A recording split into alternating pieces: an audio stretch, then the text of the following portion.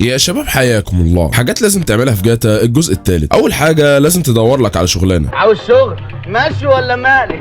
فانا جبت لك 3 شغلانات انا متاكد انك ما جربتهمش. اولا تشتغل ظبوطه. هتقولي هعملها ازاي يا معز وانا اوفلاين؟ بسيطه جدا يا حبيبنا. انت هتفتعل المشكله عشان البوليس يدور عليك، واول ما تسمع السرينه تتوهه في حواري لوس سانتوس، وهترجع هتلاقيه سايب العربيه زلهطل وبيدور عليك. خد العربيه وكده مبروك عليك، بقت ظبوطه قد الدنيا، وخش مارس على عامه الشعب اللي نفسك فيه. بس اقف على الواد اللي هناك ده ماشي بعجله من غير رخصه يا ابن الكلب. انزل لي في رخصك كمان. حافظ الشريف خش جوه حدي. تاني شغلانه هننزل بطموحاتك شويه، وهتشتغل عامل نظافه. بس الشغلانه دي فيها كام ميزه. اولا هي مسليه جدا. الغسيل كسر ايديا والشفيف حلو في عينيا والصابون جوه في عينيا. ثانيا ليك الحق تخش على الناس في الحمامات بحكم شغلك. قلب اخوك انت بتعمل ايه؟ ايه يا استاذ يحيى؟ فين؟ ايه؟ مفيش حاجه. ايه ده، هو ما خدش بالك مناديل؟ ده كمان ما غسلش ايده. ايه القرف ده؟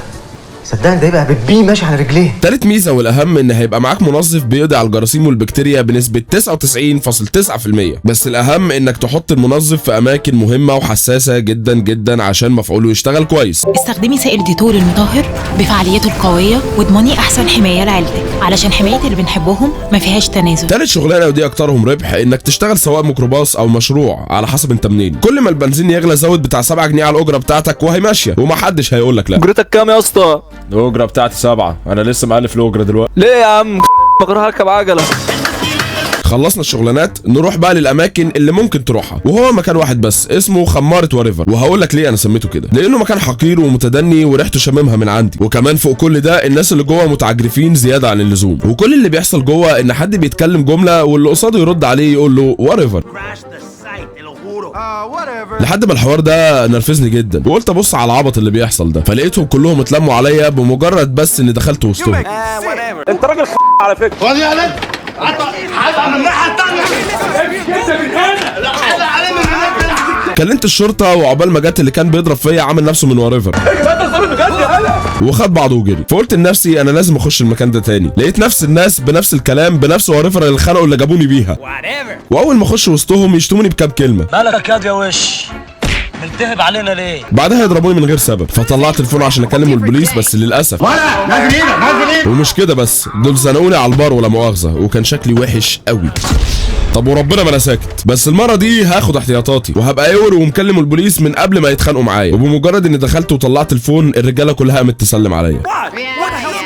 ابراهيم ارحمني. بس الحمد لله البوليس جه وهياخد لي حقي. ايه يا باشا يا باشا انا هنا يا باشا الحقني بقى. شكل البوليس نفسه بيخاف منهم، وقدام نفسي انا عملت اللي عليا وعداني العيب وازح. يلا بينا يا رجاله.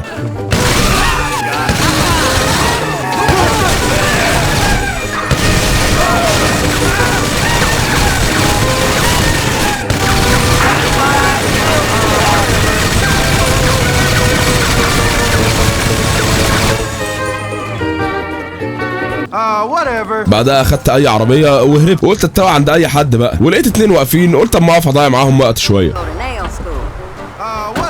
يا ولاد الوسخه.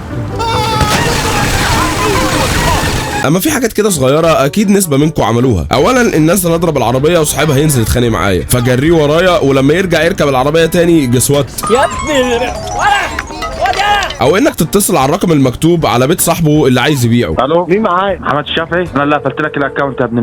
والاهم من كل دول لو جالك اتصال صحاك من نومك على ان المحل بتاعك في خطر، سريعا انت هتنط في البسين تفوق نفسك، بعدين تنط من ظهر البيت عشان مفيش وقت، وتنتش اي عربيه قدامك وتجهز للمباراه اللي هتسوقها مع شويه الهلافيت دول. وكمان لما تختار انك تخلص على تريفور فاللي بيحصل ان انت ومايكل مش بتكلموا بعض، فانا قلت خيركم من بدأ بالسلام، وحبيت اروح له لحد بيته ونصفي اللي بينا. ولما رحت له قال انا مش قادر انسى اللي حصل فسيبني براحتي وانا اكيد هيجي يوم وهكلمك. وانا كنت متفهم جدا. تصدق انت واد نادل جدا على فكره. ماشي اسمع بس. لا هقول لك ابو الخدود. لا ابو الخدود. لا عشان خاطري خلاص انت واد معفن. واللي حصل كان غير متوقع. ماشي بني ادمين. والبوكس كان غشيم الصراحه، ففكرت ان ابدل الادوار ومايكل هو اللي يكلمني. هتقولي ما اكيد مش هتصالحه يعني يا معز، ما انا عارف، بس انا عملت كده لاجل اقول له كلمه واحده بس. خلصي. ومن الحاجات المسليه انك بتدور على نبات ولما بتاكله بيحولك لحيوان شكل كل مره. بطني بتتحرق بطني. كرهاك في عنبر 7 كرهاك في عنبر 7. وكمان ممكن تروح القسم تمسي على الناس اللي هناك. السلام عليكم سعاده الباشا، كنت عايز اعمل محضر في ابويا عشان مضى للاهلي. اطلع بره يا ابن الوقت. اما بقى بالنسبه للمهمات ففي مهمه جامده قوي اخرها بتستنى قطر عشان ياخدكم وتمشوا، ما يجراش حاجه لو وقفت تامن مكانه.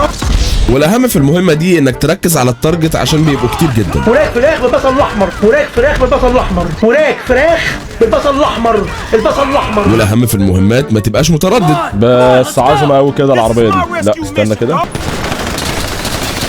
انظر قبل كاش.